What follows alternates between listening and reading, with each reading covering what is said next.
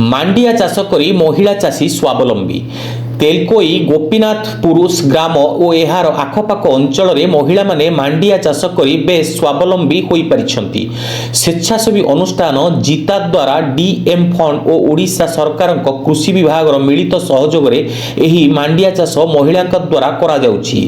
ମାଣ୍ଡିଆ ଦିବସ ପାଳନ ଉପଲକ୍ଷେ ଗ୍ରାମ ସ୍ତରରେ ଏହି ଉତ୍ସବ ପାଳନ କରାଯାଇଛି।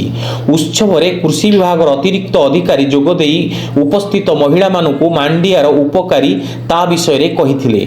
ମାଣ୍ଡିଆରେ ଥିବା ସ୍ନେହସାର ଶିଶୁଠାରୁ ବୃଦ୍ଧ ପର୍ଯ୍ୟନ୍ତ ବହୁତ ଉପକାରୀ। ମଧୁମେହ, ରକ୍ତହୀନତା, ହୃଦରୋଗୀଙ୍କ ପାଇଁ ଏହା ଅମୃତ ସମାନ।